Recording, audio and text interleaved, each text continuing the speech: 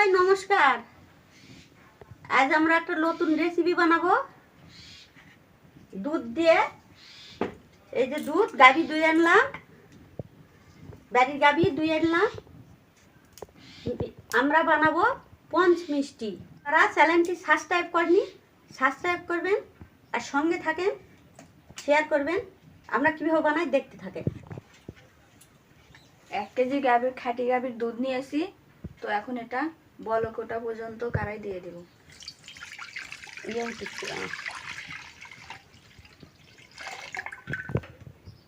পঞ্চের মিষ্টি না খেতে দারুণ, একবারে নরম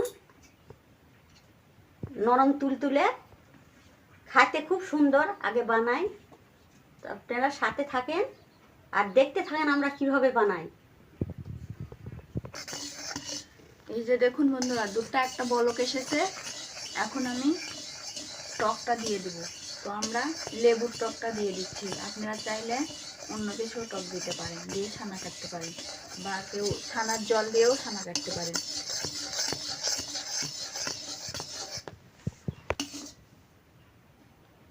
দুধে আমার বলক উঠে গেছে, দুটো বলক দিয়েছি আমি। লেবু চিপা রস এখন আস্তে আস্তে দিয়ে দেব।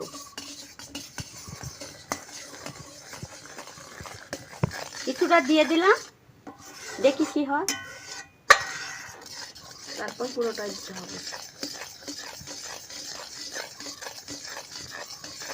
ছানাটা কেটে জলটা হলুদ হয়ে গেছে আর ছানাটা ডিম ডিম হয়ে ভেসে উঠেছে।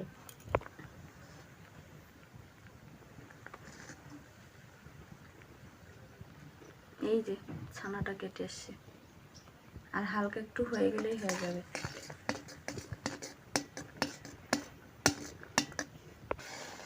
ছানাটা আমার হলদে হয়ে গেছে।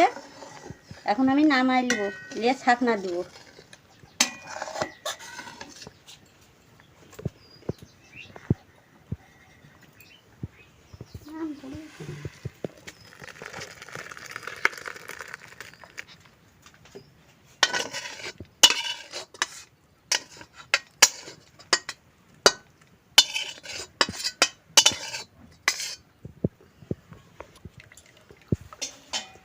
এটা এখন আমি ঠান্ডা জলে একটু ঝরিয়ে নেব ভালো করে।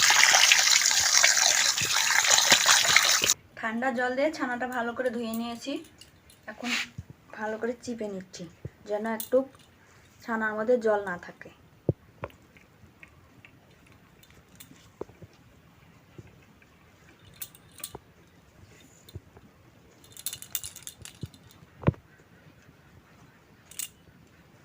দেখুন আমার ছানাটা কত নরম সফট হয়েছে। এখন ভালো করে ডলে নিচ্ছি।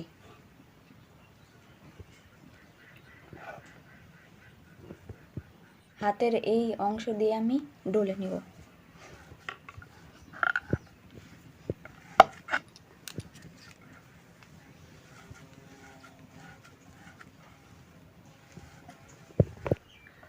ছানাটা যত ডলা ভালো হবে তত মিষ্টিটা, পঞ্চ মিষ্টিটা সফট হবে আর খেতেও দারুণ লাগবে, ফাটবে না। ময়দাই না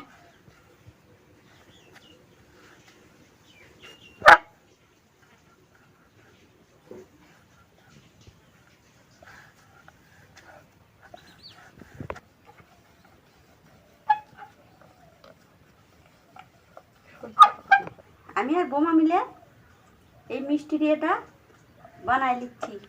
আমরা দুইজন লেগে পড়েছি ছানাটা মথার জন্যে। তো দুইজনে করলে তাড়াতাড়ি হয়। তো ডলে নিচ্ছি ভালো করে। ছানাটা ভালো করে ডলে নিয়েছি, এখন গুটিটা করে নিচ্ছি।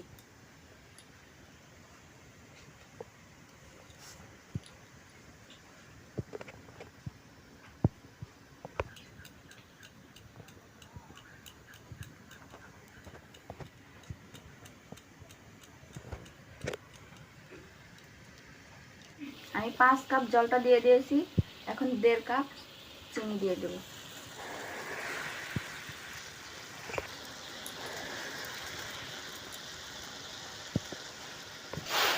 চিনিটা দিয়ে ভালো করে জাল দিয়ে পাতলা শিরে বানাবো, কারণ পঞ্চ মিষ্টির গাঢ় হওয়া যাবে না শিরাটা। এটা পাতলা থাকতে হবে, তাহলে মিষ্টিটাও ভালো হবে।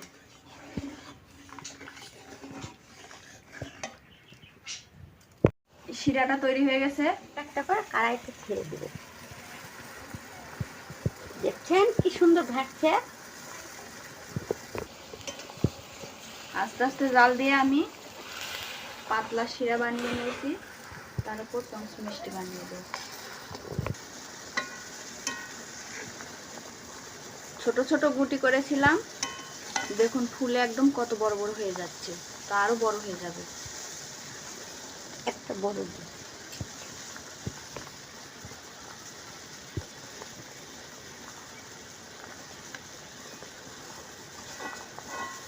দেখুন বন্ধুরা, ছোট ছোট গুটি করেছিলাম, একদম ফুলে ফুলে বড় বড় হয়ে গেছে।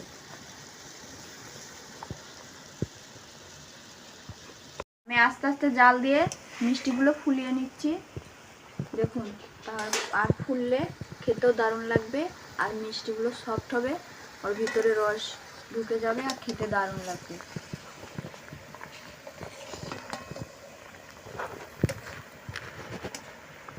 ভালো করে ময়াম দিলে বা মথে নিলে মিষ্টিটা ফাটে না, আর অনেক সফট হয়, আর খেতেও দারুণ লাগে। দোকানে আপনারা যারা দোকান থেকে কিনে আনেন, ওটার স্বাদটা একটা আলাদা বিষয়, আর বাড়িতে বানাবেন সেটা একটা স্বাদটা আলাদা। তো বাড়িতে খেতে বেশি ভালো লাগে, নির্ভেজাল, একদম খাঁটি গাভীর দুধ। তো আপনারা যদি গাভী না থাকে কিনেও নিয়ে আসতে পারেন, দুধটা নিয়ে এসে বাড়িতে বানাবেন। আমাদের পঞ্চ মিষ্টিটা প্রায় হয়ে গেছে, তো আমরা এখন নামিয়ে নিচ্ছি।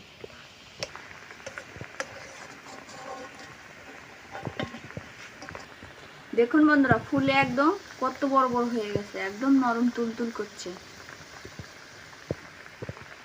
আর সাদা এলাচ দেওয়া আছে, সাদা এলাচের একটা ফ্লেভার বাড়াচ্ছে, খেতে দারুণ লাগবে।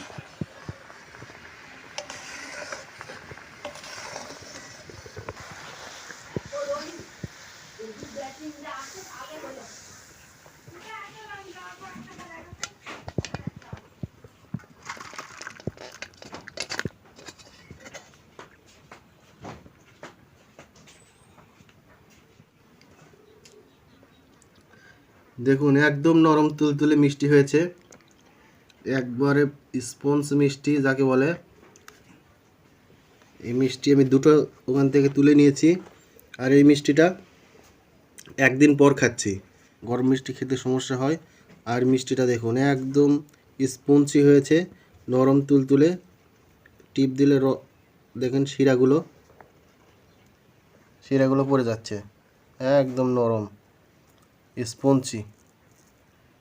আমরা এখন মিষ্টিটা খেয়ে দেখব।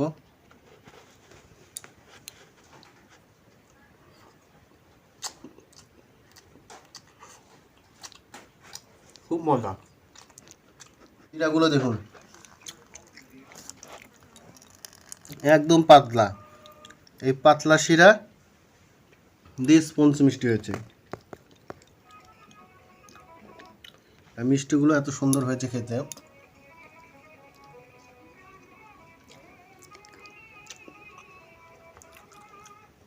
ছানা ছানা, একদম